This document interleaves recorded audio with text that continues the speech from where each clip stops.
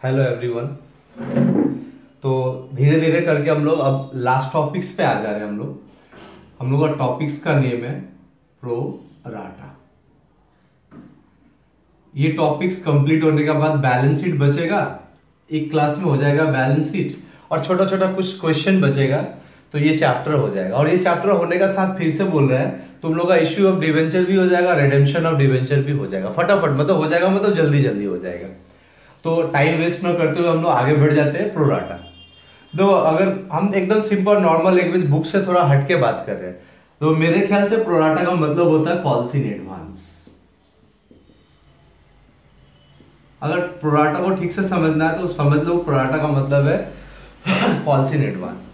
ये ऐसा बुक में नहीं लिखा हुआ, हम अपने तरफ से बोल रहे हैं। दो टाइप का कॉल्स इन एडवांस होता है, एक जो इंटेंशनली अपना मर्जी से देता है, और दूसरा जिसको बाय फोर्स बना दिया जाता है। थोड़ा इसको क्लियर करते हैं हम। जो इंटेंशनली जो होता है ना कॉल्स इन एडवांस में क्या हो रहा है, मान लो कि तुम शेयर होल्डर है, तुम कोई कंपनी का शेयर परचेस किया, इन्वेस्टमेंट किया, तो बदले में तुमको इंस्टॉलमेंट वाइज तुमको पेमेंट करना पड़ता है। एप्लीकेशन का, अलॉटमेंट का, फर्स्ट कॉल का, फाइनल कॉल का। मान लेता कि 4 इंस्टॉलमेंट है, application, allotment, first call, final call, ऐसे करके 4 इंस्टॉलमेंट। ओके, अब क्या होता है ना, देखो इंस्टॉलमेंट एक तरह से हेडेक भी होता है। अगर तुमको लगता है कि इतना सारा डेट कौन याद रखेगा, ये तो हेडेक है, ठीक है। जैसे मान लो तुम एप्लीकेशन का पेमेंट दे चुका था, जब अलॉटमेंट का डेट आया तो तुम एक डिसीजन लिया कि अलॉटमेंट में तो अलॉटमेंट का पैसा मेरे को देना ही है, प्लस इस अलॉटमेंट में फर्स्ट कॉल का भी पैसा देंगे, प्लस इसी अलॉटमेंट में फाइनल कॉल का भी पैसा दे देंगे। तो ये रहा मेरा अलॉटमेंट का पैसा, और ये बचा जो 2 है ये कॉल्स इन एडवांस कहलाएगा। यानी कि ये फर्स्ट कॉल का, ये फाइनल कॉल का है। मतलब तुम फर्स्ट कॉल का वेट नहीं करेगा, फाइनल कॉल का वेट नहीं करेगा, इसका पैसा पहले ही एक साथ अलॉटमेंट के साथ दे देंगे। तो इसको हम लोग बोलते हैं कॉल्स इन एडवांस इंटेंशनली, मतलब अपना मर्जी से देना, इसको हम लोग बोलते हैं कॉल्स इन एडवांस। और एक होता है प्रो राटा। इसमें क्या होता है, तुम कॉल्स इन एडवांस यानी कि तुम एडवांस देना नहीं चाह रहा था, लेकिन तुमको मजबूरन कंपनी उसको एडवांस बना दिया, ठीक है। ये कंपनी का कंपल्शन है कि तुम्हारा शेयर को एडवांस कर दिया। तो कैसे होता है calls in advance pro rata, थोड़ा इसको समझ लेते हैं। देखो मान लो कि एबीसी एंड कंपनी है, मार्केट में 50,000 शेयर्स को ये इश्यूड किया। जब कोई कंपनी शेयर इश्यूड करता है तो इसका मतलब होता है इस कंपनी को 50,000 शेयर बेचना है। ये सारा शेयर बिक जाएगा तो कंपनी के पास पैसा आएगा, उसको कंपनी कैपिटल में ट्रांसफर करेगा। कंपनी का पास जब कैपिटल आ जाएगा तो उस कैपिटल का पैसा से कंपनी एसेट्स परचेस करेगा, प्रोडक्शन स्टार्ट करेगा, बिजनेस करेगा। जो प्रॉफिट होगा उस प्रॉफिट में खुद भी कुछ रखेगा, प्लस बचा हुआ पैसा को इन्वेस्टर यानी कि शेयर होल्डर लोग में भी दे देगा, क्योंकि उसी का पैसा से कंपनी का कैपिटल चल रहा है। ऐसे करके कंपनी काम करता है। तो जब कंपनी मार्केट में शेयर इश्यू करता है ना, तो कंपनी का हमेशा टारगेट रहता है कि जैसे भी हो 50 का 50,000 शेयर को सेल कर दिया जाए। पूरा शेयर सेल हो जाएगा तो कंपनी का पास पूरा पैसा आएगा, पूरा कैपिटल आएगा, उसको अच्छी तरह से यूटिलाइज करेगा, प्रोडक्शन बढ़ेगा। तो होता क्या, कंपनी को जो मार्केट में जो शेयर इश्यू करता है ना, तो सारा का सारा पब्लिक को पता नहीं रहता कि कौन सा कंपनी का पास कितना शेयर आ रहा है, नहीं आ रहा है। तो कंपनी क्या करता है ना, इंडिया का जो टॉप मोस्ट बड़ा बड़ा ब्रोकिंग कंपनी है, ब्रोकिंग कंपनी, इसका काम है शेयर ब्रोकर, उसका काम है शेयर को सेल करवा देना। तो जो कंपनीज लोग होता है ना, वो शेयर ब्रोकर लोगों को पकड़ता है। बड़ा बड़ा ब्रोकिंग कंपनी जो होता है ना, उन लोगों को बोलता है कि मेरा 50,000 शेयर इशू करना, काइंडली तुम लोग सेल करवा दो। क्यों? कि जो ब्रोकिंग कंपनी होता है, जो ब्रोकर लोग होता है, उन लोग का पूरा उन लोग का टच होता है, डायरेक्ट टच होता है शेयर होल्डर से, पब्लिक से, इन्वेस्टर से। वो डायरेक्ट टच में रहता है, कंपनी डायरेक्ट टच में नहीं है पब्लिक से। तो ब्रोकिंग कंपनी यानी कि ब्रोकर को बोलता है कि तुम इतना शेयर सेल करवा दो। तो कंपनी क्या करता है ना, इतना सारा शेयर सेल कराने के लिए अलग अलग 3-4 ब्रोकिंग कंपनी को पकड़ के रखा है। एक कंपनी का टारगेट दिया, मान लो कि पहला कंपनी, वो बोला ठीक है 50,000 में से आपका 20,000 शेयर सेल करवा देगा, ये हम गारंटी दे रहा है। दूसरा कंपनी बोल रहा है कि आपका इस 50,000 से हम भी 20,000 शेयर सेल करवा देगा, ये गारंटी दे रहा है, ठीक है।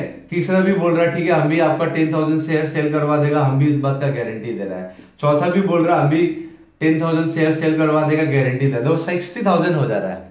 तो कंपनी जानबूझ के ज्यादा को रखता है, क्योंकि बाई चांस अगर मान लो ये टारगेट नहीं करेगा तो ये टारगेट कर देगा, ऐसे करके। तो सेल करना 50,000 शेयर्स। अब कंपनी सबको अलग अलग टारगेट देके रखा हुआ है। जब कंपनी मार्केट में जब शेयर लॉन्च होता है तो मान लो कि जो पहला जो ब्रोकिंग कंपनी है वो बोला कि आपका 20,000 शेयर, सॉरी रुपीज लिख दिया था, 20,000 शेयर सेल कराने का बात था, चलिए हम आपका 20,000 शेयर सेल करवा दे रहे। तो ये जितना बोला, ठीक है, उतना ये सेल करवा दिया, जितना इसको टारगेट मिला था उतना ये करवा दिया अपना काम। यानी कि ये वाला ब्रोकिंग कंपनी पब्लिक को कांटेक्ट करके, पब्लिक को कन्विंस करके 20,000 इस कंपनी का शेयर सेल करा दिया। 50 में से 20 अगर सेल हो गया तो बचा कितना, 30,000 शेयर और सेल करना कंपनी को। ओके, अब क्या हो रहा कंपनी, अब इसका भी टारगेट था 30,000, ठीक है। ये बोला चलो हम 30,000 सेल नहीं करा पा रहा है, 15,000 सेल करवा देना, सॉरी 10,000, ध्यान से सुनना। लेकिन इसका टारगेट था 20, ये 20 सेल करवा दिया कंपनी को, और 30,000 शेयर सेल करना है। इसका टारगेट था 20, बट वही कोई रीजन से ये कन्विंस नहीं कर पाया पब्लिक को, तो ये 10,000 ही शेयर सेल करवाया। तो अभी तक कंपनी कितना शेयर सेल कर लिया, 30,000। और कंपनी कितना सेल कर सकता है, कंपनी और 20,000 शेयर सेल, क्योंकि टारगेट है 50, ऑलरेडी 30 सेल हो गया।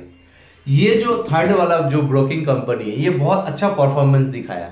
ये क्या बोला, ये बोला था कि 10,000 शेयर सेल करवा देंगे, ये पहला कंपनी। ये बोला था 20, लेकिन 20 करवा दिया, ये बोला 20 10 ही करा पाया। अब ये जो था, ये बोला था 10 सेल करवाएगा, लेकिन अच्छा कस्टमर, अच्छा पब्लिक को कन्विंस किया, ये टोटल बोला हम 30,000 सेल करवाएंगे आपका। समझेगा यहाँ पर, अभी तक कंपनी का 30,000 शेयर सेल हो गया है, और कंपनी 20,000 ही शेयर सेल कर पाएगा, उससे ज्यादा नहीं, क्योंकि रूल है जितना हम लोग इश्यूड करेगा उससे ज्यादा शेयर को हम लोग सेल नहीं कर पाएगा। तो अभी तक कंपनी 30 सेल कर दिया और 20 सेल कर पाएगा, लेकिन ये बहुत अच्छा काम किया ये ब्रोकर, ये एक बार में 30,000 शेयर होल्डर को शेयर्स का कस्टमर लेके आ गया। ये बोल रहा है चलो हम 30,000 शेयर सेल करवा देगा, बट कंपनी का सामने एक प्रॉब्लम है। कंपनी बोल रहा है नहीं तुम अच्छा काम किया, तुमको टारगेट दिया था 10, लेकिन तुम कितना सेल करा रहा है, 30 का सेल करवा दे रहा है। लेकिन कंपनी का अपना भी कंपल्सन है, मजबूरी है। कंपनी बोल रहा है देखो हम 20,000 से ज्यादा सेल नहीं करा पाएगा, क्योंकि ऑलरेडी मेरा 30 सेल हो गया, 50 में 30 सेल हो गया, तो और हम ज्यादा कितना सेल कर पाएगा, 20। लेकिन तुम लेके आया कितना, 30, लेकिन एज पर कंपनीज रूल हम 20 से ज्यादा सेल नहीं कर पाएगा, ठीक है ना। तो कंपनी इसको 30,000 शेयर का पैसा दिलवाया था, लेकिन कंपनी बेचा कितना, 20,000 शेयर्स, यानी कि इसका 10,000 शेयर का ज्यादा पैसा आ गया यहाँ पे। ब्रोकिंग कंपनी क्या करता है, इन्वेस्टर लोग से पैसा लेकर सीधा कंपनी में डाल दे रहा है। अब यहाँ पे कंपनी बोल रहा है देखो मिस्टर 3, थर्ड नंबर को बोल रहा है मिस्टर थर्ड, ऑलरेडी हम 30 सेल कर दिया आउट ऑफ 50, मैक्सिमम और 20 सेल कर पाएगा, लेकिन तुम 30 का पेमेंट लेकर आया मेरे पास, तो हम तुमको 20 दे पाएगा, और बचा हुआ जो 10,000 एक्सेस है, एक्सेस कितना, 10,000, इसको या तो वापस कर लो, और नहीं तो ये पैसा मेरे पास रहने दो एज अ एडवांस, यानी कि प्रो राटा।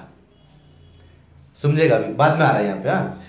और इसको 10 का टारगेट दिया था, ये लास्ट में आया, बोला मेरा 10 का टारगेट दिया था, चलो हम 10,000 शेयर लेके आ गया, दे दो शेयर। तो कंपनी इसको बोलेगा सॉरी हम नहीं दे पाएंगे। क्यों, क्योंकि कंपनी का टारगेट जो था 50,000 बेचने का, 50,000 शेयर, 50,000 शेयर्स ऑलरेडी सेल हो गया, तो कंपनी और तो सेल नहीं कर पाएगा। कंपनी इसको बोलेगा कि देखो ऑलरेडी मेरा टारगेट था वो अचीव हो चुका है, पूरा 50,000 शेयर ऑलरेडी हम सेल कर लिया, आपको आने में देरी हो गया, तो आपका 10,000 शेयर्स को हम रिफंड कर दे रहा है with letter of regret. With letter of regret, refund बोलो या रिजेक्ट बोलो, मतलब लेटर ऑफ रिग्रेट का मतलब है पहले तो इसका पैसा आ गया था कंपनी के पास, कंपनी इसका पैसा वापस अकाउंट जिसका आया था, जिसका अकाउंट नंबर से आया था उसी अकाउंट में वापस भेज देगा, और एक लेटर भी दे देगा कि मेरा टारगेट ऑलरेडी अचीव हो चुका, अब तुम्हारा शेयर हम नहीं रख सकेगा, सॉरी फॉर दैट बोल के कंपनी एक एक्सक्यूज लेटर दे देगा, उसको हम लोग बोलता है लेटर ऑफ रिग्रेट। देखना कभी कभी क्वेश्चन में दिया रहेगा the company refunded excess of application money with letter of regret, ठीक है ना। तो इसको तो छोड़ ही दो, इसमें कोई है ही नहीं, क्योंकि ये आया और गया, इसका नाम ही हम रखे। रिफंड जब होता है ना तो रिफंड वाला शेयर का हम नाम ही रख दिया आयाराम गयाराम, मतलब आया गया। क्लियर? तो इस पे हम लोग को दिमाग ज्यादा नहीं लगाना, 10 आया और 10 चला गया, तो ये तो कुछ था ही नहीं। मेन यहाँ पे देखना है, और मेन तीनों में इसको देखना है। कंपनी का टारगेट 30,000 पूरा हो चुका था, कंपनी और 20,000 सेल करता है, लेकिन कंपनी कितना शेयर का पैसा आ गया, 30 का पैसा आ गया, और कंपनी बेचा कितना, 20। तो इसका जो 10,000 जो मनी है वो एडवांस बोल के कंपनी अपने पास ही रख लिया। क्यों रख लिया? क्योंकि फर्स्ट टाइम जब भी कोई पैसा भेजता है ना, तो एप्लीकेशन का भेजता है। यहाँ पे जो जो पैसा भेज रहा है सब एप्लीकेशन का भेज रहा है। तो ये ग्रुप का आदमी लोग सब एप्लीकेशन का पैसा भेज दिया था। मान लेना कि एप्लीकेशन का रेट है 4 रुपीज, तो ये भेजा था 20,000 इंटू 4, 20,000 इंटू 4, ये भेजा था 30,000 इंटू 4। ठीक है ना? तो ये तो 20 नहीं बोला था 20, लेकिन ये भेजा कितना, 10। तो इससे आया 10,000 इंटू 4, इससे आया 20,000 इंटू 4, इससे भी आया 20,000 इंटू 4, लेकिन ये दिया था 30,000 इंटू 4। कंपनी लिया कितना, 20,000 इंटू 4। तो जो बच गया 10,000 इंटू 4 यानी कि 40,000, कंपनी उस पैसा को वापस नहीं कर रहा है। वापस कर देता तो झमेला ही खत्म, नो प्रोराटा।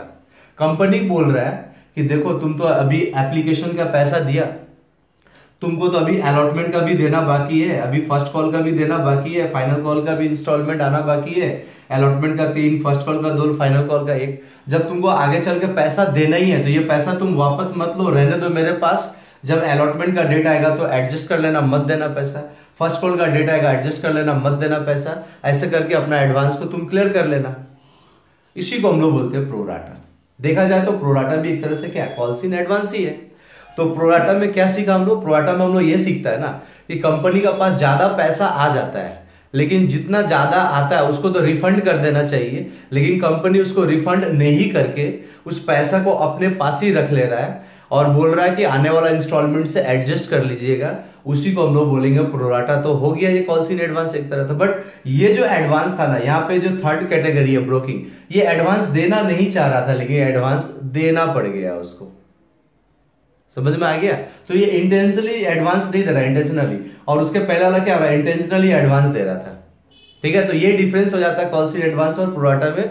बट अगर मेरा लैंग्वेज से देखा जाए तो प्रोराटा एक तरह से कॉल्स इन एडवांस ही है, जो कंपनी एडवांस पैसा, जो एक्स्ट्रा पैसा आ जाता है कंपनी के पास at the time of application money, company उस पैसा को वापस नहीं करके अपने पास ही रख लेता है, क्योंकि फ्यूचर में तो आने वाला इंस्टॉलमेंट से एडजस्ट करवा लेगा। इसलिए इसका नाम क्या पड़ जाता है, प्रोराटा।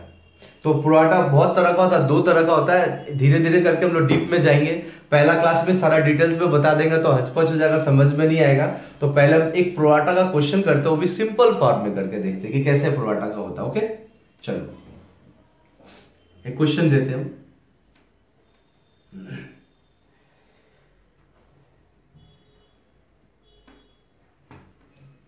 मान लेना एबीसी एक कंपनी है, 50,000 शेयर्स मार्केट में इश्यूड किया ऑफ ₹10 ईच,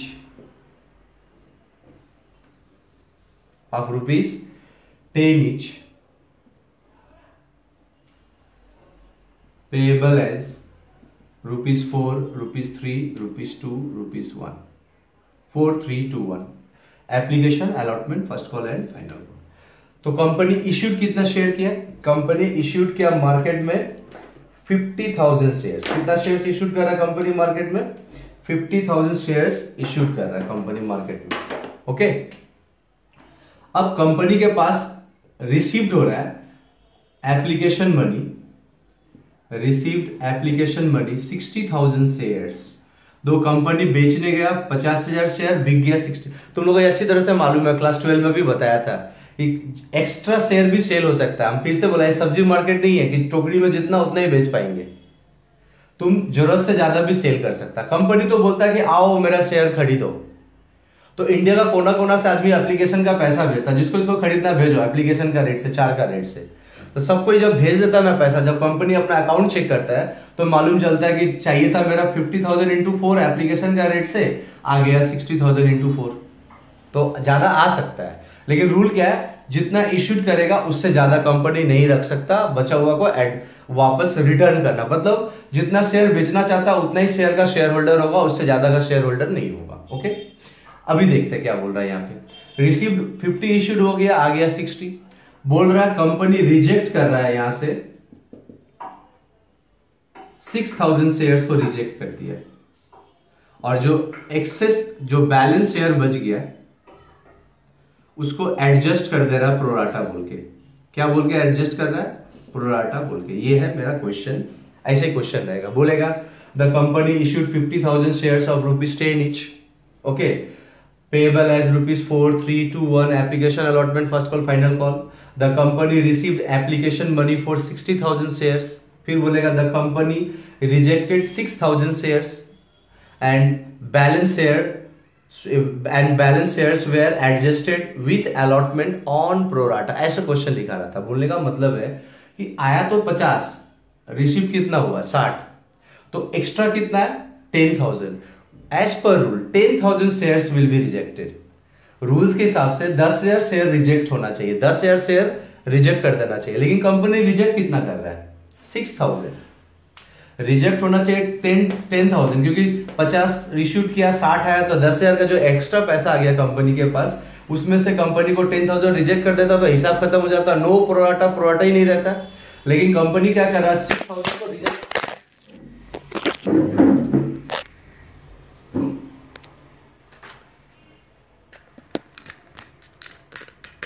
सॉरी स्टूडेंट्स, थोड़ा सा डिस्टरबेंस आ गया यहाँ पे।